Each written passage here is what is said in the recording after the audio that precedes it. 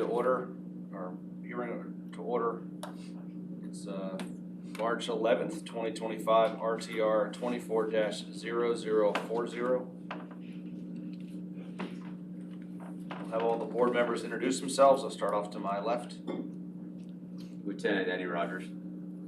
Randy Glossman, Commander, District 3. Brian Key, Director of Personnel and Professional Standards. Jesse Eanes, Lieutenant Auto Crimes Unit. Mike Sheffield, Chief Professional Standards. Officer Doug McCormick, Gun Range. Sergeant Scott Allen at the Academy.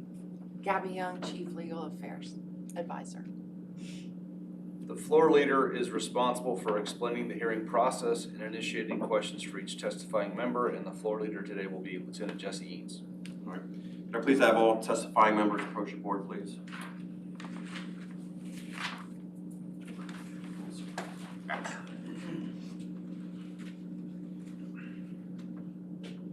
I want to confirm that each testifying member has signed the appropriate forms and waived the right to a single interrogator. Yes, sir. Yes, sir. All right, please raise your right hand. Do you swear to tell the truth, the whole truth, and nothing but the truth? I do. All right, please have a seat. I'm going to read the confidentiality notice. Based on the current state of law, these proceedings are considered confidential and are not subject to disclosure until they become public record. Therefore, anyone participating in these proceedings is prohibited from willfully disclosing any information obtained during the process, including the nature of the questions asked, any information revealed, or documents furnished in connection with these proceedings until they become public record. The purpose of the RTR Review Board. The Response to Resistance Review Board conducts administrative reviews of incidents involving certain uses of force by members of the Jacksonville Sheriff's Office. These reviews are conducted to ensure adherence to agency policy and training. Consistent with state and federal law, the Sheriff's Office affords substantial deference for the instantaneous judgment and decision-making that must be used by law enforcement officers in certain situations. However, this deference does not permit any member to depart from agency policy, training, or professional standards of reasonableness. Since the ability to use force is such an extraordinary license given to law enforcement officers, the public looks to the Sheriff's Office to monitor and regulate these uses of force. At today's hearing, this board will assess the appropriateness of the actions of all involved members based upon the facts and circumstances known to each member at the time of their decision to use force. All right, there's no rule of exclusion, so let's begin with the interviews. Detective Hanson. Good morning. I'm Detective John Hanson with Jacksonville Sheriff's Office Specialized Investigations Cold Case Unit. Today we're here regarding the officer-involved incident CCR 24-699072, which occurred Friday, November 19th, 2024 at approximately 2:31 p.m. at 2900 College Street, Jacksonville, Florida. That's District 5, Subsector Quebec 3. This is the officer-involved incident investigation that occurred on November 19th, 2024 at 2:31 p.m. at 2900 College Street, Duval County, Florida. Officer M.A. Jones, ID number 87249, and Officer Swanson, ID number 79325, were responding to an armed dispute, CCR 24-698977. Upon arrival, the officers engaged the parties involved to separate, disarm, and conduct their investigation. Dispatch advised one of the subjects was armed with a handgun. Officers arrived and encountered two adult females engaged in a dispute. One was a white female, Miss Phillips, with her small child and her large German Shepherd dog on leash. The other party involved was a local transient black female. The officers observed Miss Phillips had a firearm holstered on her hip. Officer Swanson detained the black female and secured her in his marked patrol car while Officer Jones attempted to contact and interview Miss Phillips. As Officer Jones was trying to gain control of the situation, the dog pulled the owner off balance and bit the officer in the left upper thigh. The officer responded by shooting the animal. After shooting the dog, Officer Jones immediately called for rescue and advised he was bitten and that Miss Phillips had a possible gunshot wound to her leg. Miss Phillips was transported to UF Health for a minor injury to her leg, and Officer Jones was treated at the scene and cleared by rescue.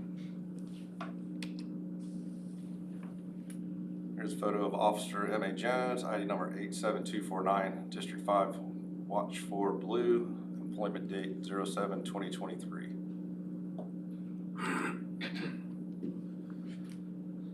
And our 911 audio. So 14-24-28 calls 911 to report a dispute. Yeah, there is a fucking... Jacksonville 911, what's the location of your Yeah, emergency? there's a lady right here threatening me. I'm right in front of the College Street and Willow Branch with my bicycle, my daughter, and my dog. Yes, ma'am. Okay, are you on College or Willow? Yes, ma'am, right underneath the bridge, underneath where the Dollar General is. Okay, what's happening? We were trying to get our bike and our dog and my child, and this lady just came up and tried to take it from me, and she's up on me right now, touching me. Is she black, white, or Hispanic? Marla, don't girl, if you fucking hit me again, Ma'am, I'll is she- fucking beat you up. All right, come on, Marla, there.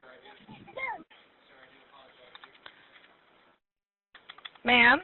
That call was dropped, and then at 14-26-10 calls 911 again. Jacksonville 911, what's the location of your emergency? Yes, ma'am. I just called and got cut off. I'm underneath the bridge fighting with this lady. She's got my dog and my daughter. Okay, where? Lock me up. On Ma'am. College and Willow Branch, where the new construction is on College Street. Oh, me too. Me too, because I got everything on camera. Who is this individual to you?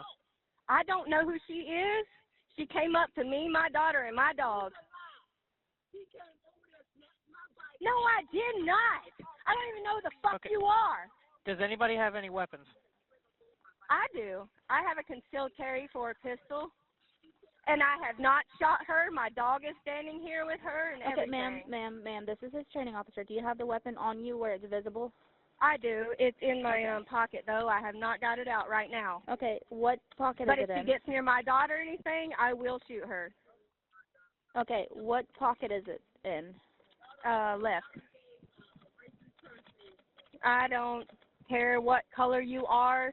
I have everything to protect myself if my daughter is in the fucking way. Okay. Yeah. Does anyone need rescue or anything of that nature? Yes, I've called twice now. It is the second time I've called. I got cut off the first time, so shut your fucking mouth. Oh, I don't feel dumb. You're going to feel dumb. No, I don't. No, I don't. Okay, ma'am, I have help on the way, okay? I just need you to All stay on right, the line I'll with me stay until right you here and speak. wait for him. Yes, ma'am, I I'll need you to stay on the line phone with for me. him. Yeah, of course. Okay, what is her description? Gray shirt, green sweatpants, white she long white? socks, black shoes. Is she white, black, or African Hispanic? American. African American, yes, ma'am. Okay. You said she was white shirt? Long gray, like Christmas. And what color pants was that again? Light green jogging pants.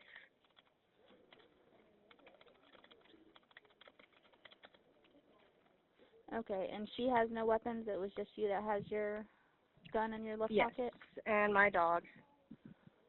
Okay, will the dog be vicious or violent? I'll have him on a leash. He only gets violent if I instruct him to. What is your last name, He's ma'am? ex-military. Yes, ma'am. What is your last name? What is a good phone number for you? Item 14-26-13, the call is dispatched to the officer. Suspect Air Quebec 3 signal 88 in progress at College and Willow Branch Avenue. College and Willow Branch Avenue. It's going to be under the bridge. Complainant versus a female. Receiving here is 88ing in progress. And 14-27-48, dispatch upgrades the call to a 0-88, which is an armed assault. And that should happen. Quebec 341, Quebec 48, just for 94, that's being upgraded to a 0 and 88. Is advising that he.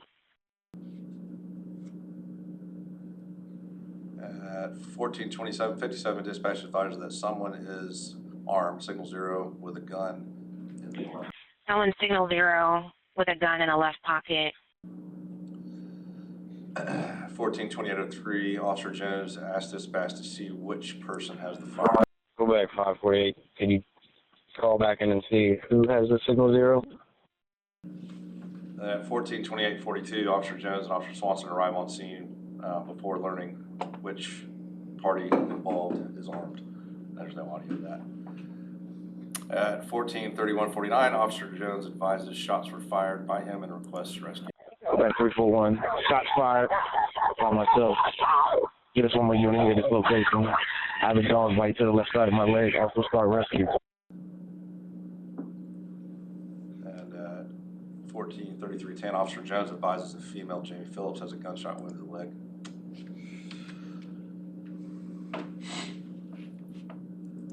Go back 341. Also got a whiskey foxtrot with a gunshot wound to the left leg also. Conscious and breathing.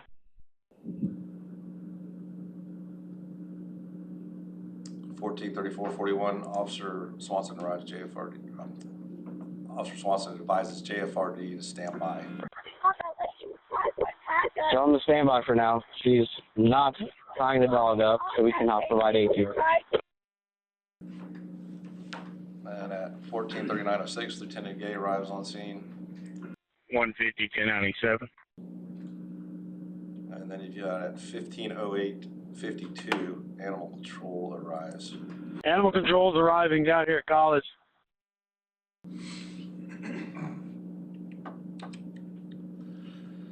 The approximate location of the shooting occurred here at Roosevelt, at the intersection of Willow Branch and College. The circle highlights the approximate area where the shooting was.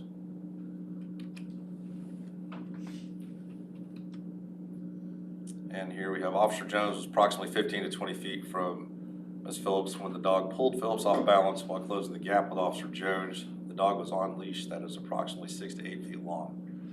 And you got areas highlighted approximately where they were standing when they engaged each other. Body-worn camera. The pre-event buffer feature of a body-worn camera is provided to capture footage for up to 30 seconds before manual activation of the camera occurs. This portion of footage is recorded without audio. Initiation of the record action is indicated audibly in the video either by the device beeping, the distinct vibration of the device, or both. Typically, this occurs at the 00030 mark of each video. Instances where the pre-event buffer is less than 30 seconds are due to one of two reasons. The camera was powered on, followed by the event record button being pressed in less than 30 seconds. The record button was pressed immediately following a previous recording where the time between the two is less than 30 seconds.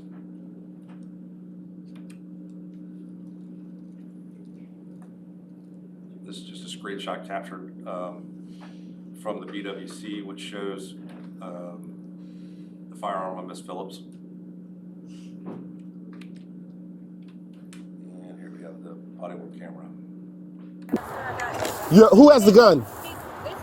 Don't listen to me very carefully. Listen to me very carefully. Sit down. Sit down right here. Hold your dog. No, no. Baby, stay right there.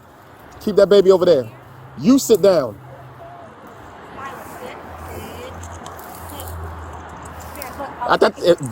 You're going to get shot.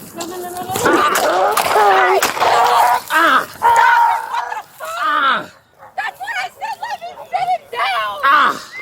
That's why I said let me sit him down! Milo, relax, please save him! Please save him! Oh my God! Yeah, fucking dog bit me on my leg. I said let me sit him down! He's ex-military, please, or Marine Corps! I said let me sit him down!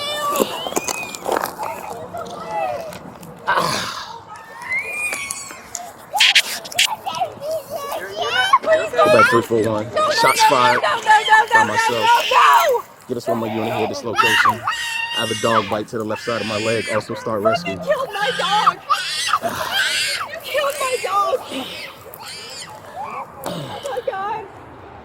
I need to call my husband. Don't reach for that gun. I'm not reaching for my gun. I have a fucking permit for my You control that dog. Don't reach for that gun. I just lost my dog because someone tried to fucking rob me. I can't believe that. I cannot believe that. I can't believe that just happened. You stay over there, control that dog. Do you understand me? I don't want you. Babe, someone just tried to rob us, so I called the cops. And I tried to sit Milo down, and they approached me, and he got him, and they shot him. They Hey, shot Swanson, Milo. I'm covered it's in a weapon blood. right here. Please help. They took. I'm shot in the leg. I'm shot in the leg. Shot in the leg. They're here. They're the ones who shot the dog.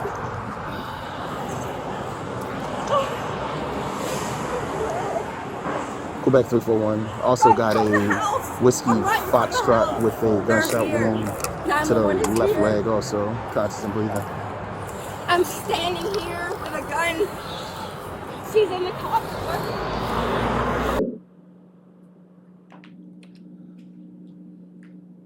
There's a couple of still shots from the body-worn camera. The first and second shot fired in rapid succession. As you can see, you can't see the firearm because we got it underneath where the body camera would be, where the dog would be located. And the final shot taken, just trying to show the position of the firearm. There's a report from the Animal Care and Protective Service states that the dog was believed to have been shot 3 times.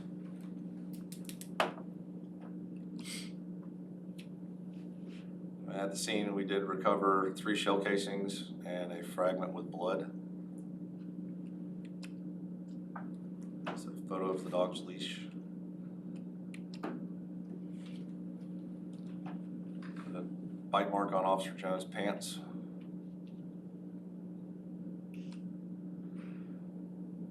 It's Officer Jones' Glock Model 47, serial number 14 rounds in the magazine, 1 in the chamber, 3 rounds fired, 3 cases recovered.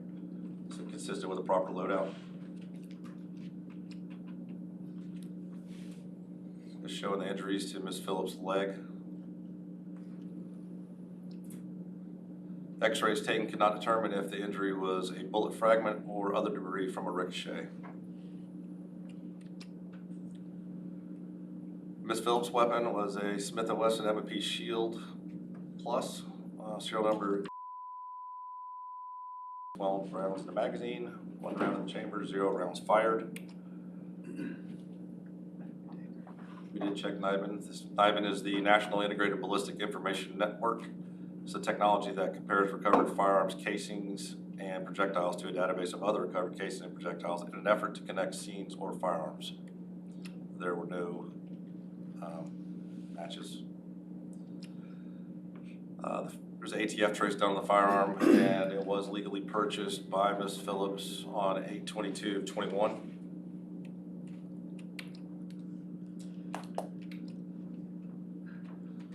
When the shooting occurred, Ms. Phillips states that the dog is a Marine Corps veteran and a Wounded Warrior service dog.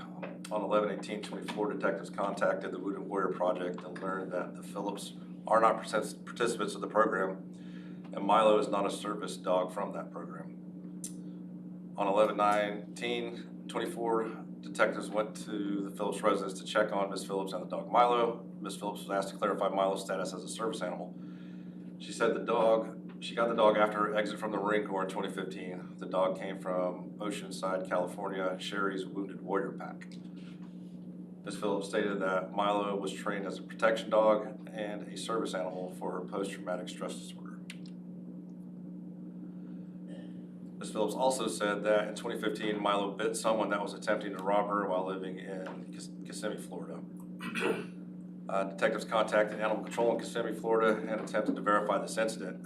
No records of the incident were found by Animal Control, and no documented police report was found in reference to the robbery incident. All phone calls to Sherry's Wounded Warrior Project have not been returned. Thank you, Detective Hansen. On the animal report from the hospital, it does state that the dog had 3 gunshot wounds. We able to verify from that whether those are 3 separate gunshot wounds or 2 tracks from 1 bullet or? The only information that I received from animal control was that report and a follow-up call back to animal control or the Forever Vets.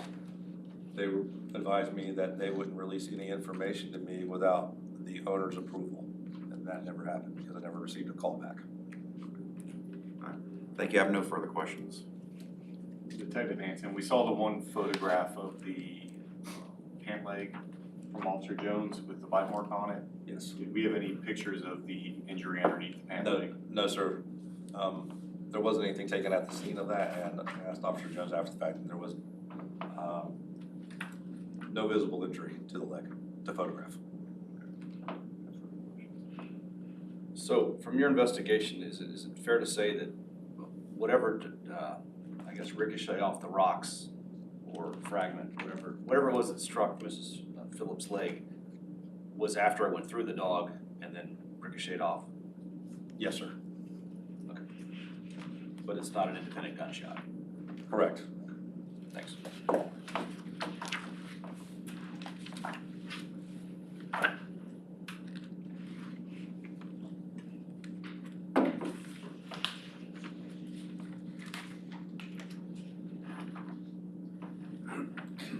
Commander Ross, any questions? I don't have any questions. Senator Rogers? No questions. Thank you. Officer Jones?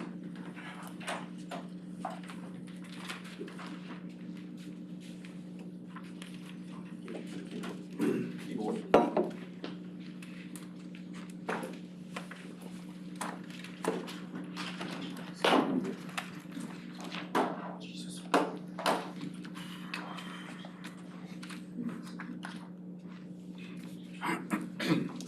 Officer Jones, would you please introduce yourself to the board?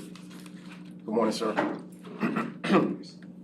I'm Officer Milan Alexander Jones. My ID number is 87249. At the time of the incident, I was assigned to Zone 5, Watch 4, Blue Shift. I'm currently assigned to Zone 4, Gold, Watch 4. Thank you. And have you prepared a statement for the board? Yes, sir. All right, you may begin. On November 15th, 2024, at approximately 14:26 hours, I received a radio assignment to respond to College and Willow Branch Road for the report of a dispute. The dispute had one of the individuals who was supposedly armed. However, we did not find this out until I arrived. Upon my arrival, I observed 2 females, an African-American female and a Caucasian female, in close proximity to one another.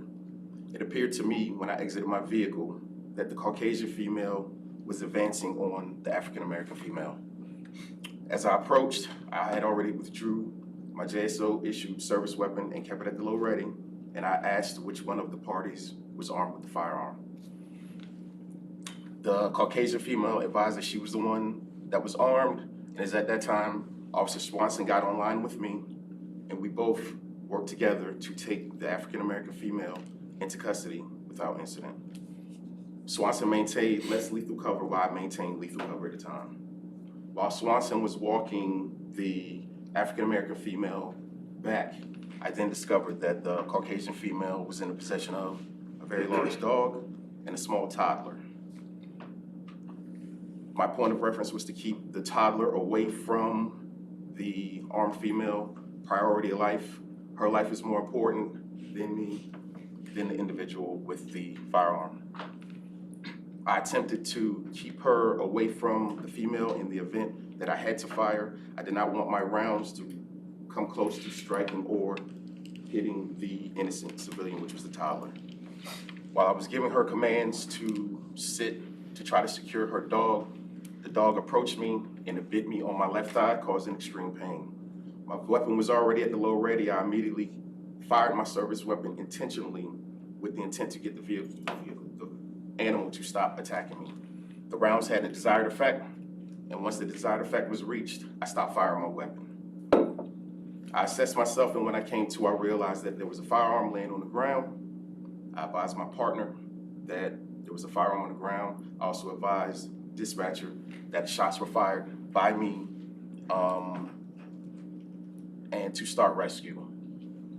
The Caucasian female then advised me that she had been shot, so I also updated the dispatcher to advise her that we had a potential gunshot victim in the white female with the left leg, and she was conscious and breathing. After that, after the weapon was secured and sufficient JSO resources got on scene, I no longer had any more involvement in the case. Thank you, Officer Jones. Officer Jones, did your weapon malfunction at any point during this incident? No, sir, it did not.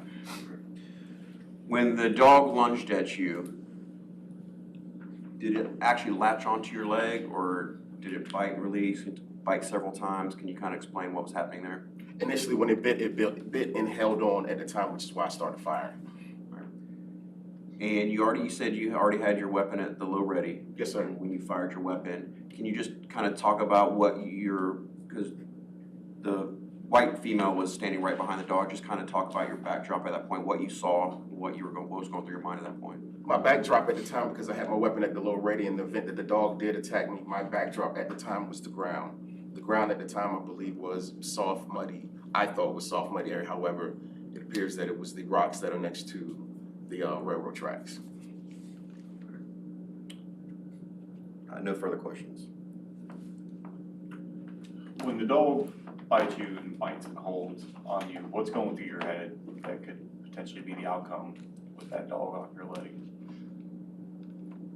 That I could fall on the ground and become unconscious or incapacitated, or I could lose my balance and the individual armed with the firearm would then take that opportunity, since you appear to be irritated and aggressive, possibly use that firearm against me.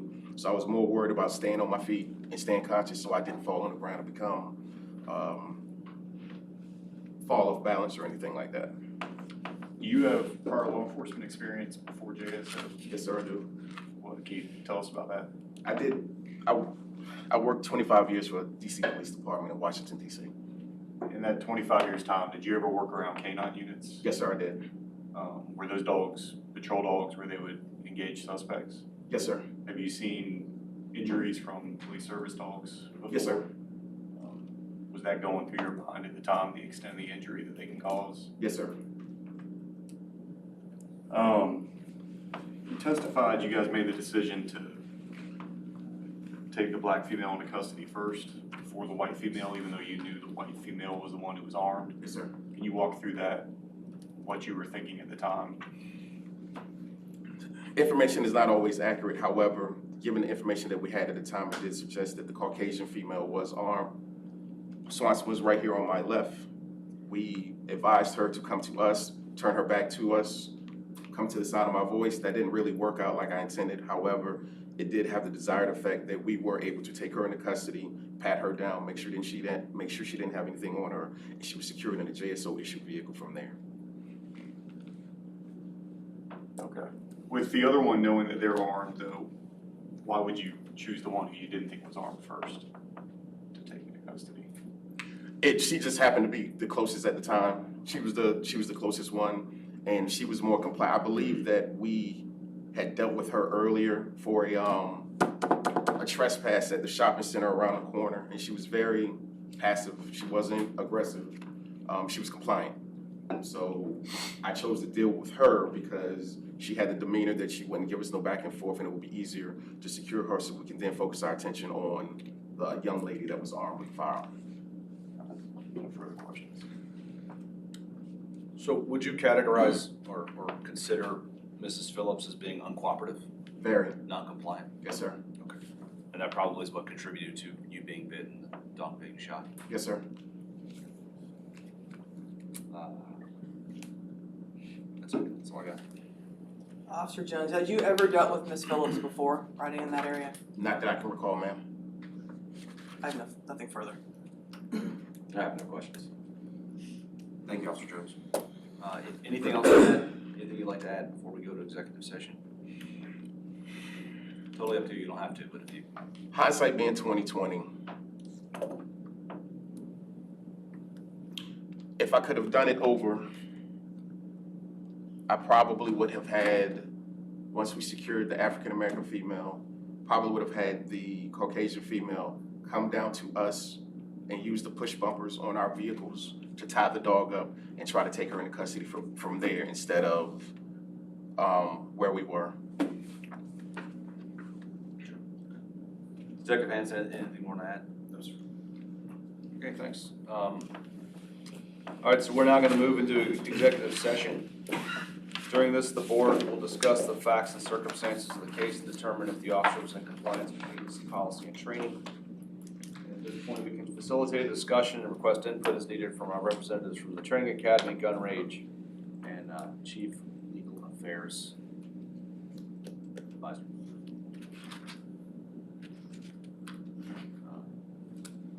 I'll start off, I guess. Normally we don't take dog shootings to the board, but obviously because someone looked like they were hit at the time, we didn't know it was shrapnel or ricochet. It seemed like it could have been an actual gunshot, so that's why the board was convened. So that's why we're here today. But obviously, I think now looking at the evidence, hearing that the dog was hit all 3 times, it's more than likely a ricochet, just really unfortunate circumstances based on the terrain, but I think the officer acted appropriately. I want to hear your opinions and also make sure this is in range with training and range of the academy. Yeah, based off the officer's statements, I see no training issues. I concur. I think anyone who has a dog of that size latched onto their leg, I think it's more than reasonable to use deadly force to try to get that dog away from you.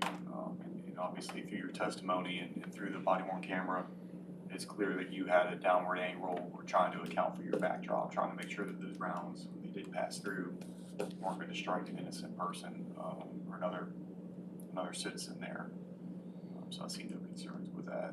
I know you mentioned in hindsight you maybe would have done things different, and I think all of us can play 20/20 hindsight in everything we do every day on calls through service. Yes, sir. But we're pushed to make decisions in real time, and I think your actions were reasonable at that time.